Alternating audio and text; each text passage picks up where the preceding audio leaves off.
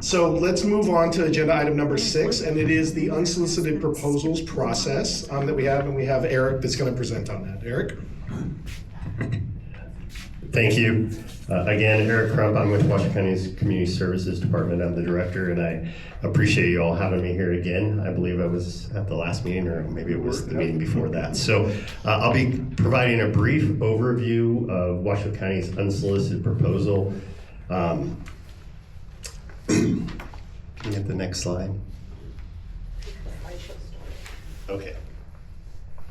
There we go. We'll go to slide 2.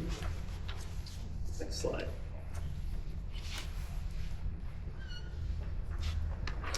So Washoe County's unsolicited proposal policy and guideline, I think it's really important to provide some kind of history as to how we came about having a policy. I've been with the county over 19 years. I've seen lots of proposals come in from the county. Some of those have been just kind of, big wild ideas and concepts, all the way to very formulated proposals. As we started coming out of the recession, I'd say, and our economy kind of grew, we saw a lot more proposals coming forward. I think there was a few things that contributed to that. One is there's obviously a lot less land to develop, and the price of land has gone up. So prior to the policy, staff didn't really have any type of policy or guidebook to guide them through that process. So in 2016, the board approved our unsolicited proposal that considered the framework and provided staff that framework, and more importantly, the people who are proposing, they can understand what that process looks like.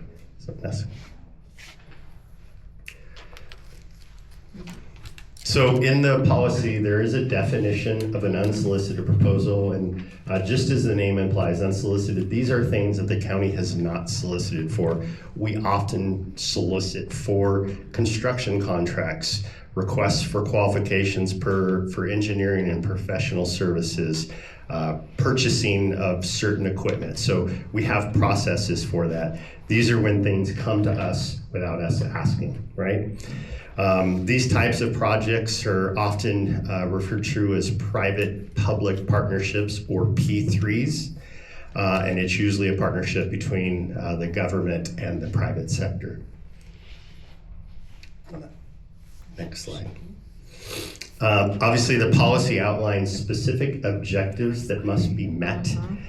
Some I won't read the entire list, but some highlights here are the development of innovative ideas, ensuring an open, transparent, and fair process, and ensuring that the project obviously benefits Washoe County and its citizens. So talking a little bit about the governance of it. So the Washoe County Budget Office is actually responsible for receiving the proposals and then coordinating that assessment. They put together an assessment panel. The assessment panel consists of obviously budget representatives from our capital improvement committee, and then the affected county departments. Oftentimes that is like county parks or the community services department. And ultimately, the Board of County Commissioners is responsible for kind of initial and final approvals, which I'll discuss a little bit later in terms of process. So there is evaluation criteria that the policy outlines and the assessment panel uses to evaluate those proposals. Obviously, the proposals are meant to be unique and innovative. They align with the county's policies and strategic objectives. They represent a value for the county's investment. They demonstrate a need and support or interest for the project from the county and the broader public interest. And finally, the proposal is financially, legally, economically, socially, and technically feasible. So those are all the kind of the criteria that the assessment panel uses when looking at this.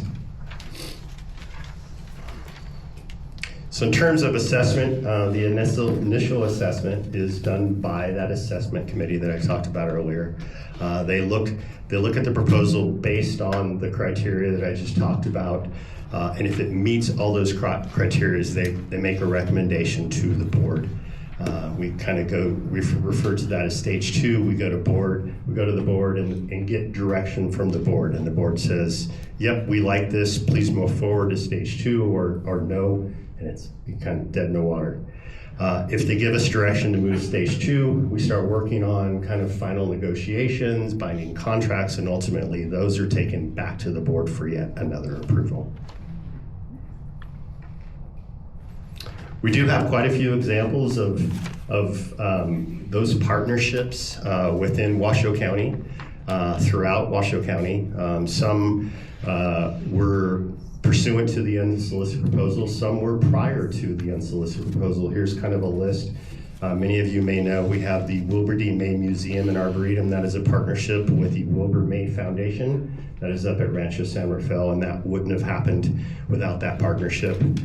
We have the Link Piazza Dog Park at Hidden Valley Regional Park. Both of those were obviously prior to the policy. We have Reno Ice, very close to us. That was initiated through this unsolicited proposal process. We have Wild Creek Golf Course. So Wild Creek Golf Course is currently run by the First Tee of Northern Nevada without any tax dollars, and still providing a great asset for our community and keeping golf at Wild Creek, which is what we heard loud and clear from the community when our CBA pulled out of Wild Creek.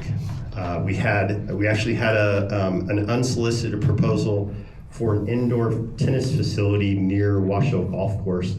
That actually went to stage 2. It was approved by the board. The proponent of the proposal had a certain amount of time to raise capital. They were not able to raise capital, and so that agreement expired. So that one's kind of dead. But it is an example of that process.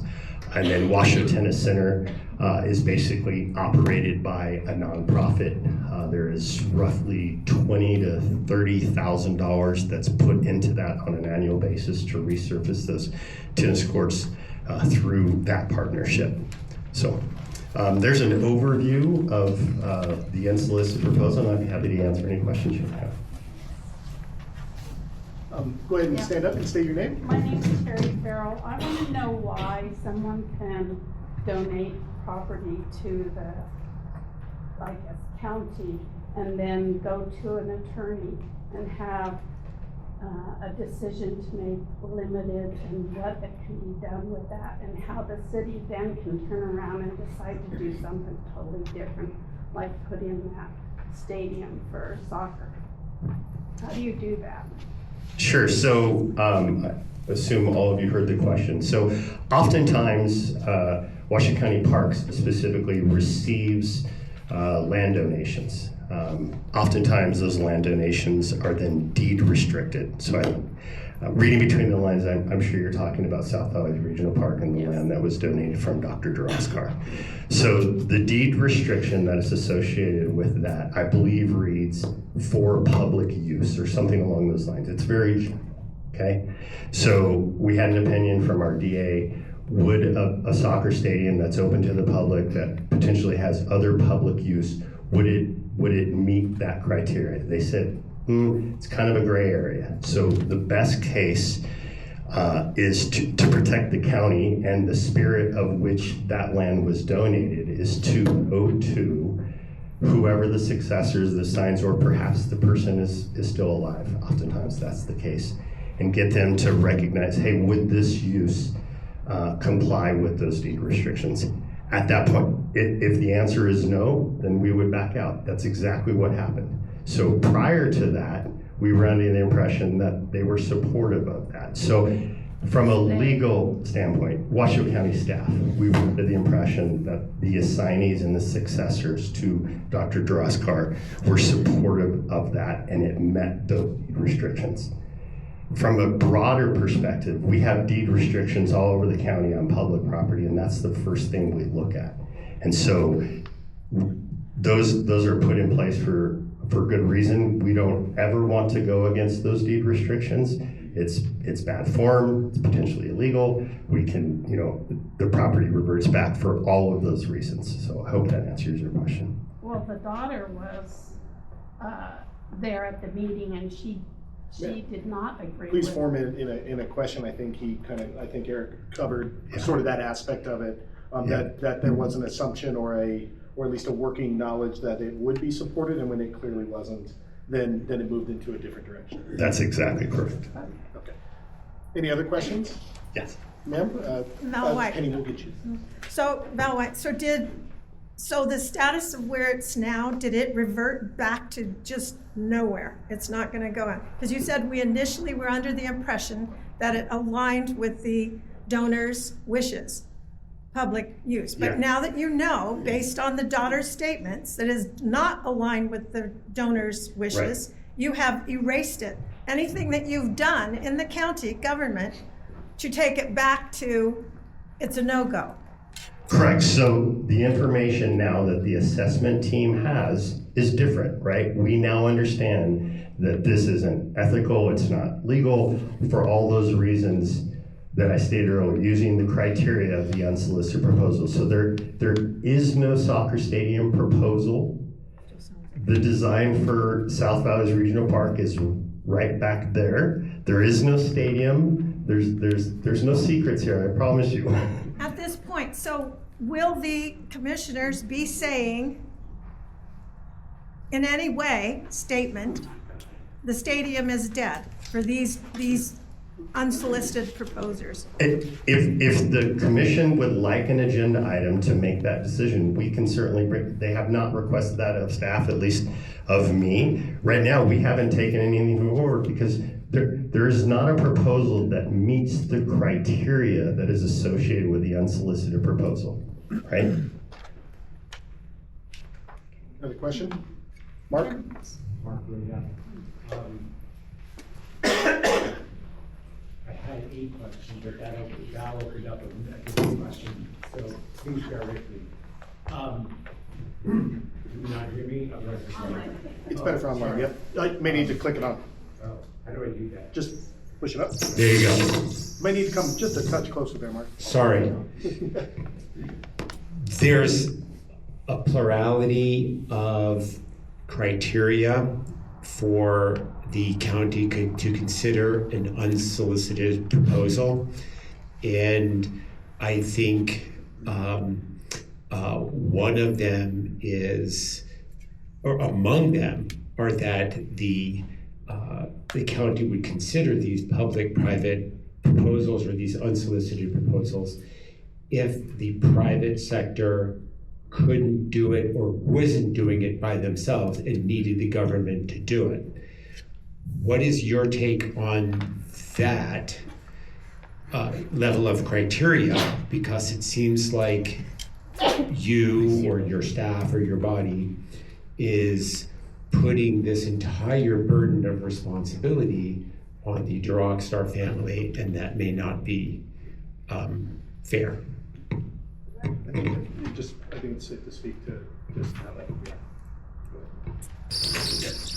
You want to turn your mic off? Yeah, we can only have one at a time. Yeah. Okay. Yeah, that one, yeah. So there's a whole host, as you said, of criteria that are evaluated. Certainly the public came out. The other piece to that is the benefit of the public and the public process that we went through. We heard loud and clear that this was not supported by the public. Again, that's part of this process. So it's not only that the deed restriction, that this type of use would potentially not comply with the deed restriction and would not be signed off by the assignees or the successors of the Drogstar Trust. But it's all the other public comment that we heard. This is, the public does not want this, at least this public, and we heard that loud and clear. I don't know how many ways I can say the stadium is dead, but the stadium is dead. That is the design of the park. We've got an $800,000 design contract with Dow Studios that is designing that entire section. The contract that just recently went out for a little over $2 million that will be heard by the board next Tuesday is for the bold part that you see in that rough phase. But the $800,000 design contract is for design of the entire thing. This entire project, when it's all said and done, is estimated to be about $18 million. So, Thank you. We have asked repeatedly to the Board of County Commissioners to give us these clarity and the certainty that you just gave us. We appreciate that very much. I appreciate that very much. Mark, I would ask that you form it into a okay, question to ask. what can we do to have the people that have the authority, the Board of County Commissioners, to give us the same certainty that you've just expressed tonight? Thank you, Mark. well, certainly, if I may, one of the commissioners for this area is here, Commissioner Clark. So thank you. He's hearing you. You can all talk to your commissioners. Again, though, there's no item coming forward. We've invested, to nearly $3 million on this design. It's not changing. It's not turning. Like the train has left the station. There was a short window, and it's gone. So. Okay, thank you. Last question for me, then I'll pass it over, was in the unsolicited proposal process, you gave a couple of examples. One of them was the Reno Ice, and Reno Ice was spoken, and I think many people think that is a success story, but on the flip side, people didn't know about it. And just like the unsolicited proposal about the stadium in South Valleys Park, we the people didn't know about it. What guardrails, what assurances, what guardrails exist, or what assurances can we have in the future that we will know about these unsolicited proposals that have a dramatic effect on the community, not just in the moment, but these are forever type projects. And there's a lot of people that argue that even though Reno Ice might be a great amenity, it is littered with traffic concerns and people crossing the street, and people are afraid that there's an accident just waiting to happen that we're never fully vetted and we didn't know were coming. What guardrails exist and what assurance can we have going forward? So what I can speak to as a government, this is a challenge for us. It has been since I've been involved with government for over 20 years to engage with the public. We try so hard in meetings like this, in open space and regional park commission meetings. We comply with open meeting law. The public has a responsibility to follow those things as well. We can only do so much. We have posting requirements. We post our agenda. I mean, I don't know how else we can get to the public. We recently went through, as an example, a master plan for Rancho San Rafael. It was a 7-month process, lots of stakeholder meetings, lots of community meetings, community surveys. We had kind of record-breaking for us. We had over 10,000 hits to the website. We had over 4,500 individual contributions from our community to that. So those are the processes we follow when we're doing things like master plans and that type of thing. But it's all out there, folks. You have to connect it. It's not going to come to you always. That's the challenge, right? We can't contact every single person every single time. All the information's out there. Eric, can I ask a follow-up question? Yes. Let's say specifically to the stadium project, when was the first notice to the public? And what would have been that first notice to public, and how would the public have been able to view that information? You can answer specifically to that. Yeah, so that unsolicited proposal went to the Open Space and Regional Park Commission 3 different times, all public meetings, all publicly posted, all agendized. And that's where we heard the process worked. That's the other piece to this, and if right? the public wanted to sign up for notifications for future meetings and to view agendized items, how would they do that? You can go to our website. Okay. Yeah. All right, thank you. Question? Mr. Yeah, so it's Mike, on that metrics, where's safety fall in? So you listed a series of metrics you use before you make a decision. I didn't see safety to the public addressed in that. Where was that captured? So, safety is typically going to fall under the planning and permitting. So you have things like zoning, you have building requirements, construction requirements. So that comes later on, yet another public process when we're issuing permits for construction, issuing, adhering to zoning, that type of thing. So all those public safety related items fall in that category.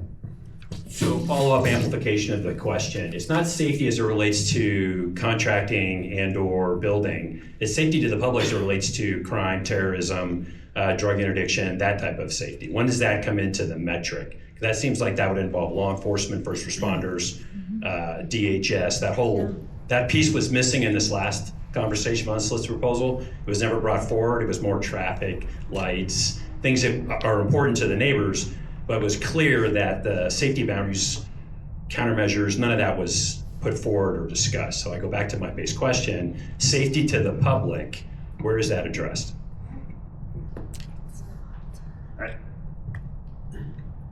Can you hear me? There you go. It's a good point. I'm trying to think of, oftentimes when we're doing park plans, we identify stakeholders. Law enforcement, fire, those are typically later on in the process. You raise a good point. They can be a stakeholder in that when we're evaluating certain things. So I appreciate that comment. It's not captured in the unsolicited proposal, and it's a good point. Thank you. Penny? Yes, what, you referred to a website. We can get information from a website. What is that website? WashoueCounty.gov.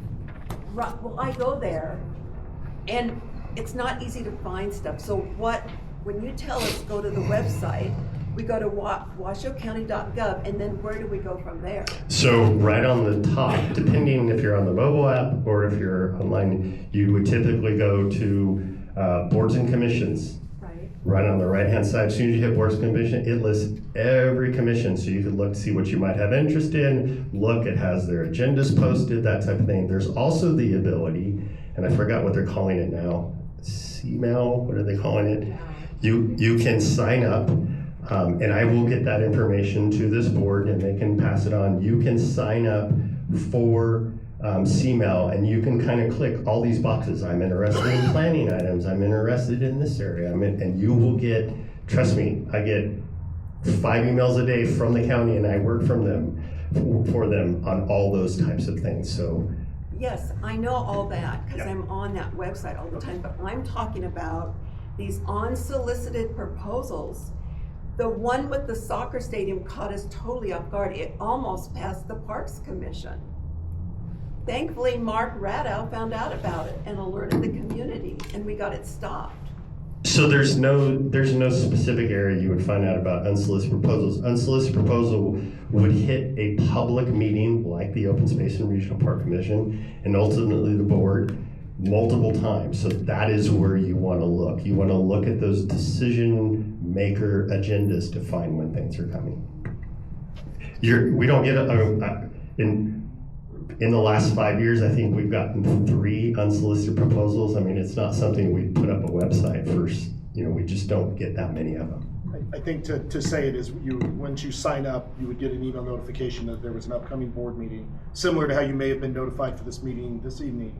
Then you can look in the agenda item and see what was there, and you would look for possible action, or you would look for information only, or you would look for those. And then as a community member, you could provide feedback, go to the meeting, and let it be known.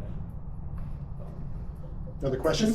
Will you be doing anything at the county level to include or add to the policy what the gentleman back there asked you, as far as safety issues, not building codes and things like that, but including the first responders and safety issues in general to the plan, much like many were concerned with the stadium? It needs to be formalized in some way, not just left out, because that's a major part of any project.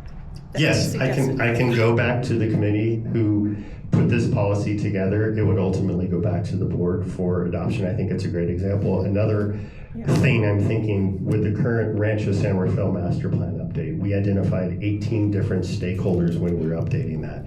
It should have been 19. It should have been law enforcement. So those are the types of things that we can change. Sure. Thank you. Any further questions? Eric, thank you so much. Thank you. Oh, I'm sorry. Anybody else from the board? Any other questions? Thank you, Eric. Thank you so much.